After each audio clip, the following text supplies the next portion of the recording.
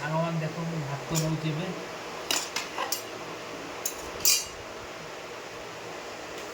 ଆଉ ମେସ୍ର ଆଜି ଭାତ ଆଉ ମାଛ ଝୋଳ ହେଇଛି।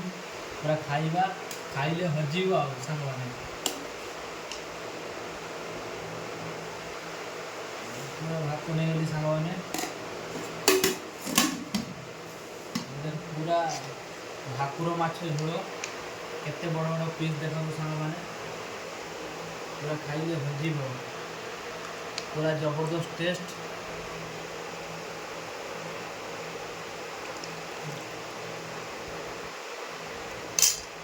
ମୁଁ ତ ଖାଉଛି, ଆପଣମାନେ ଖାଇବେ ଆସନ୍ତୁ। କମେଣ୍ଟରେ ଜଣାନ୍ତୁ କେମିତି ମାଛ ଝୋଳ ବନିଛେ। ଆଉ ମାଛ ଝୋଳ ଶିଖିବା ପାଇଁ ଆମକୁ ଭିଡ଼ିଓରେ କମେଣ୍ଟ ମାରନ୍ତୁ, ଦେଲେ ମାଛ ଝୋଳ କେମିତି ପ୍ରୋସେସରେ ଆମେ ମାନେ ଶିଖେଇବୁ। ପୁରା ଫୁଲ୍ ଭିଡ଼ିଓ ନେଇ ଆସିବୁ, ଖାଇଲେ ପୁରା ହଜିବ ଆଉ।